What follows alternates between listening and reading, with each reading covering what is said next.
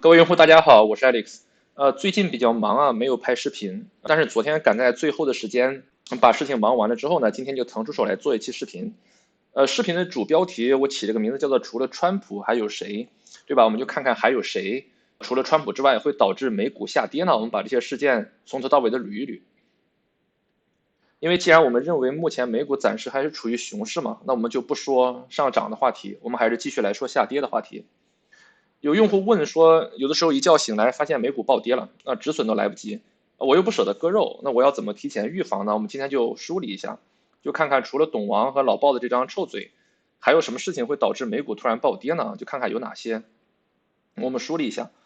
就是后面我们来梳理的时候，大家其实会发现，就是所有的这些因素其实都是相互联动的，就可能 A 会引发 B，B 又会联动 C，基本上就不会存在一个数据主导一切的一个情况，除了量化宽松啊，这个事情我们后面再说。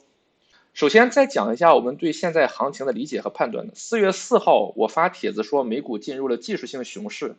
当时我做出这个判断的依据是这3点。第一呢，就是高点坠落超过20%，因为当时标普从最高点6000以上跌到了5000以下嘛，它跌已经超过20%了。第二是放量下跌6周以上，这个放量很重要啊，它如果是个缩量下跌呢，那是个 different story，我们后面讲交易量的时候再说。第三呢，就是收盘价踩破了黄色轨道。当然，如果观众您不是那个 NXCD 指标的这个用户呢，这一条您可以把它改成收盘价跌破了年线，就是 MA250。当然，您要切到日线级别上去看这个图。为什么说这个叫技术性熊市呢？因为很多朋友问我说，虽然这次就主导熊市下跌的，它显然是川普和关税战嘛，但是我们来做判断的时候呢，就不考虑任何结构、政治、外交局势、任何消息面的因素，我们都不考虑，就仅从数学角度来做判断。那这种判断得出的结论叫做技术性结论。我们说它是熊市，就叫技术性熊市，就是这个意思。那么是不是仅从数学模型来做出的判断就一定脱离实际呢？其实不是的啊，因为数学是真实反映规律的。我们不是专业的经济学家或者国际政治分析学者，我们就仅从数学模型的角度来做技术判断。事实上，往往比就盲目的根据新闻呐、或者你对川普这个人的感觉来做出的这个判断，往往要更值得信赖一些。那毕竟世界的局势和市场现在的这个复杂程度呢，其实已经超越理性了，都不是人脑能够处理的。这里我们就介绍一个波浪理论呢，这是一个1930年左右的一个旧理论，是这个叫艾利奥的人提出的。他用这个波浪理论来判断这个牛市上涨的这个波幅和熊市下跌的这个波浪的时候，他判断说熊市从开始下跌到触底，它最常见的是要经历所谓的5浪下跌，而且第3浪往往是最狠的一波。那么我们来看这个标普500的走势，从波浪理论来说，第5浪还没来呢，它从高点第1浪下跌到这儿回拉了一下，然后又第3浪下跌是最狠的一波，然后反抽了一下，就这样来看的话，应该还有第5浪下跌呢。所以我的看法是，就现在在这个地方如果追进去的话，其实不是一个很好的选择。但是如果您在5000点以下抄底，那我觉得您牛逼了，这波您肯定赚着了，是吧？但是呢，如果说您听了某某频道的一个建议，您从这个地方是吧追进去了，那我觉得可能你还得痛苦一阵子。好，我们往下说今天的主题。今天我们要梳理一下对美股下跌会引发美股下跌的一些因素嘛。那对美股市场影响最直接的、最有迹可循的，就也是我认为所有的投资者都最应该了解的是什么呢？就是美国的宏观经济数据嘛。就最重要的就是这4个：CPI、PPI、大非农还有 GDP。为什么说它们最重要？所有人都应该了解呢？因为他们是有时间表可查的。前3个都是每个月公布一次，然后最后一个是 GDP 是每3个月公布一次，但是它后面会修正2次，我们后面再看。分开来说，第一个 CPI 就消费者物价指数，这个是美股市场最敏感的一个指数之一。什么意思呢？它是把美国居民的日常的衣食住行医疗5个方面的日常开支做一个一揽子的统计，它是直接反映美国居民日常的生活的成本的，它直接反映通胀。紧连着的呢，它会影响经济活动的一切，股票、债券、工资福利、养老金等一切方面，它是最核心的一个经济数据。那么具体这个数值高了好还是低了好呢？是这样的，要做具体分析。它每个季度、每个月的数据公布之前呢，首先会有一个市场的预测值。一般来说，只要和这个预期值相差不大，就不会引起太大的股市震荡。那如果高了呢，那肯定不是好事，因为高了的话代表通胀严重嘛，那美股肯定会下跌。那它如果低了呢，这个问题就复杂了，就是说你要做具体分析的。如果低一点点，那大概率是好事情，说明这个美国经济稳中向好嘛。但是如果低了多的呢，它有可能会引发市场对于通缩的担忧，毕竟这个市场上有很多空头在炒作嘛，它也会使这个市场波动和回测。这个市场就是这么敏感，所以说你快了也不行，慢了也不行，高了也不行，低了也不行，就是这样子。那么跟 CPI 很类似的第二个呢，我们再说 PPI。PPI 是什么呢？PPI 是生产者物价指数，它是反映这个企业生产活动的这个一揽子成本的，包括原料、中间体、零件、运输、人力成本，就一揽子加一起。这个指数也是很重要的，但是市场对于 PPI 呢，通常没有对 CPI 那么敏感，这是为什么呢？我猜测哈，这可能是由于现在引领美股市场的是大科技股，而对于 PPI 更敏感的是传统制造业，比如说钢铁、电力、原油、化肥，就大宗商品的。而且我们知道，美国现在不是一个靠制造业拉动经济的实体哈，它跟中国不一样，中国的经济是靠制造业来拉动的，但是拉动美国经济的是消费，不是制造业。所以说，美股市场对于 PPI 呢，没有对 CPI 那么敏感，相对于对整体的市场情绪呢，PPI 更多的影响的是行业板块之间的轮动。但是也要注意，如果 PPI 升高了，那说明企业的利润空间被压缩了嘛，这个事最终还是会传导到物价上的，所以还是要注意的。那如果 PPI 下降了呢？那这个事就跟刚才 CPI 一样，要分开来看，要看这个促使 PPI 下降的这个因素是什么，就究竟是企业的成本减轻了呢，还是需求疲软导致的降价？如果是企业的成本减轻了，当然是好事情嘛，企业更赚钱。但是如果是需求疲软，它导致的这个 PPI 下降呢，那这些空头们就要炒作衰退了，然后这个事情也是很讨厌的。再看第三个数据，就是大非农。大非农是非常非常关键的一个数据，它是美股市场最敏感的一个数据，没有之一，它是最敏感的。它的全名叫做非农业人口就业人数，每个月的第一个周五公布上个月的，这是一个直接反映美国全局性经济健康程度的一个标准。换成中文语境，大家熟悉的那个词就是就业率啊。那我相信，如果现在是生活在大陆的朋友，这2年对于就业率这个词不陌生了，包括对就业率下降能给经济带来什么样的冲击，这大家都深有体会的。如果大家对这个数据的威力没有概念呢，然后就回想一下去年就是8月2号的那次股灾，那股灾是因为什么呢？那次股市暴跌的直接原因就是7月份的大非农暴雷了嘛，导致当时美国市场对于美国经济陷入衰退的这个担忧剧增，标普2天跌了超过10%，我记得纳指可能也跌了超过10%。但是8月5号之后就暴跌之后，为什么又快速反弹了呢？这个属于第二层思维，我们后面再说。但是这个非农数据如果过高呢，就说明这个经济过热了。它虽然经济很强劲，股市很健康，但是它也会引发股市对于后市美联储加息的这个担忧，也会让股市下跌。所以说这个思维层面也是挺复杂的。就是说到这个就业率的问题呢，其实我也想了很多事情，因为最近有新闻说国内的一个硕士投了8000份简历都没有找到工作，是吧？也挺难的。所以对于就业求职招聘这个事情，我其实算是一个业内人士了。因为我的频道 AlexTC Consulting 是什么意思呢？其实就是我之前做的一个创业项目的名字，我是做国际人才对流的之前，所以说我其实也可以找时间拍一个视频，把这方面的内幕跟大家说一说。就说我的频道如果有年轻的观众呢，面临就业找工作的事情，我希望给各位提供一些帮助吧。我们接着往后说今天的话题，第4个 GDP 经济总量。这个词我相信不用解释了，新闻联播见天叨叨是吧 ？GDP 超越了哪个国家，超越哪个国家？但是这个数据对于股市的影响呢，其实非常复杂，具体是涨还是跌，我相信专业的经济分析师也很难说得清楚。比如 GDP 增长强劲，那肯定是好事嘛。但是呢，这个事也可能引发股市对于美联储后市要加息的这个预期的升高，也会导致股市跌，特别是那些高风险高成长的一些科技股呢，它跌的是最厉害的，因为它对那个利率最敏感嘛。但是如果 GDP 的增速下降呢，也会引发宽松预期的增加，就是说可能会量化宽松嘛，所以股市也会先跌然后再涨一波。但是好在呢，市场对 GDP 这个事它不是很敏感，这个不敏感的原因主要是什么呢？就是 GDP 是一个滞后的一个统计数据，市场基本上可以根据其他的数据提前把 GDP 到底是怎么样给估算出来。等到数据公布的时候呢，市场对于这个 GDP 的情绪已经消化的已经差不多了，所以这个数据看起来很重磅，其实影响力有限。那么除了上面4个美国的经济数据呢，我们来看第2类非常重要的影响股市的事件是什么呢？就是美联储决议，包括加息、降息、缩表和量化宽松。刚前面我们说，去年8月2号美股暴跌之后，股市马上反弹，并且冲到了新的历史最高点，这是为什么呢？就是说这要说的股市的第二层思维，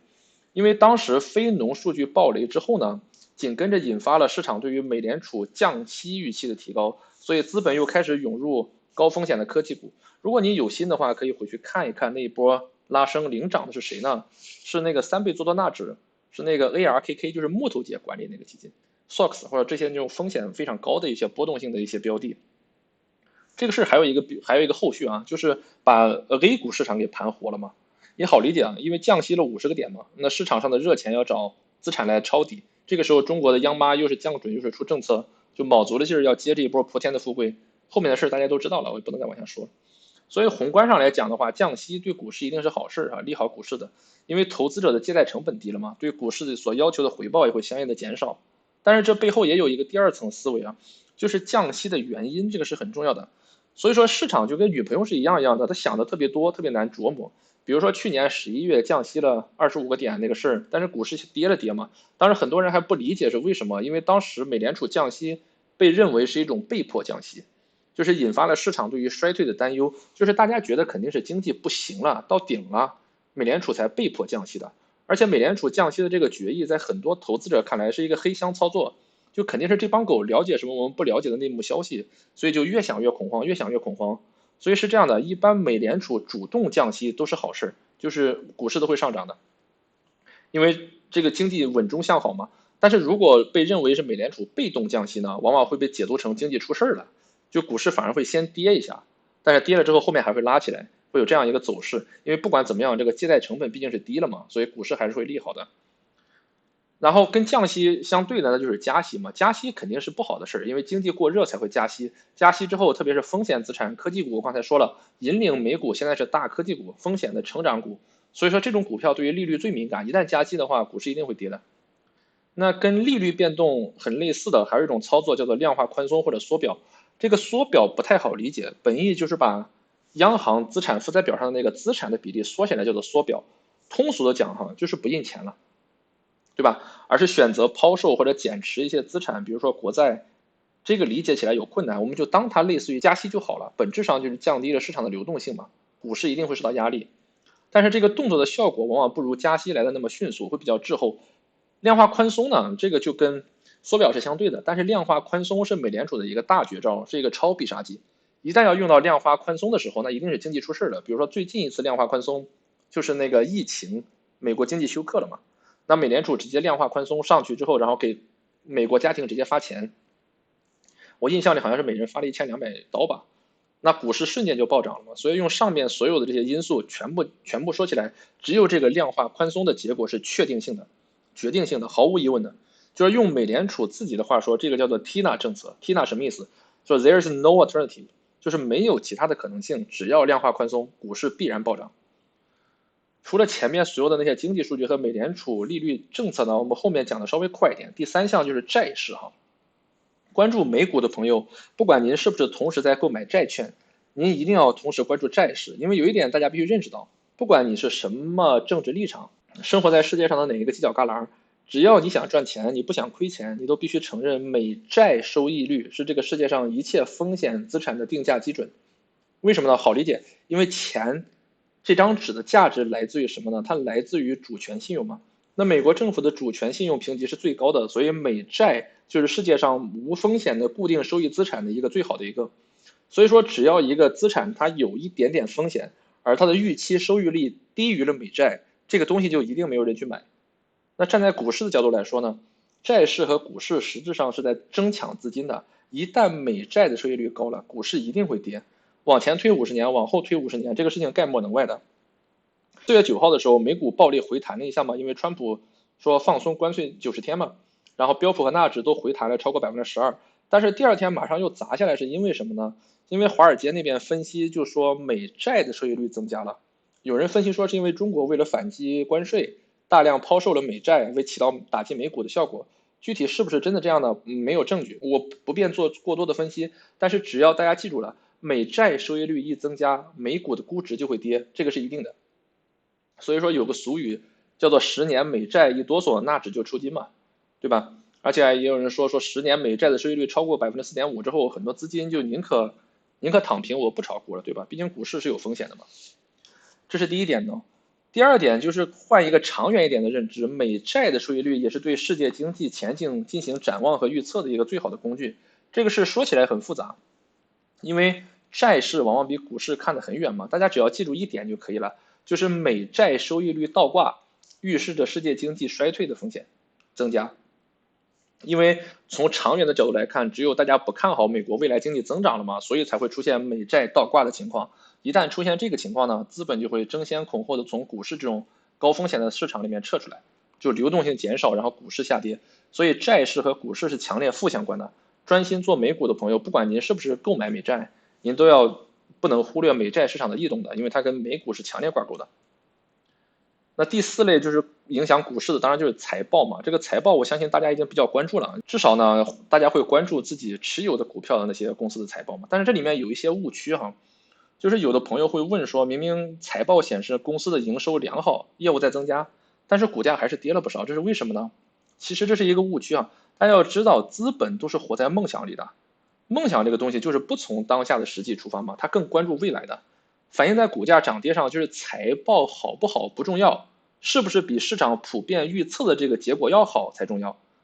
比如说一个公司，它上个季度增加了5%的营收，但是市场在财报之前呢，预测它可能增长8%，那它股价还是要跌的，因为对于8%增长的这个预期，已经反映在股价里面了，对吧？那你财报出来之后不如预期，那股价就会跌嘛。而且在现在这个关税战的这个背景下，如果您关注财报，其实对于股价影响更大的是预期的那部分，因为在关税背景下，很多企业，比如说苹果，它要面临这个产线转移嘛，面临供应链的调整这些问题，这些问题都不是一朝一夕能够解决的，所以我也不认为这一轮川普熊市已经结束了，因为我觉得还有很长一段路要走，除非川普突然认怂说啊，对吧？那他不加关税了，因为你不可能指望中国政府认怂嘛，这是不可能的。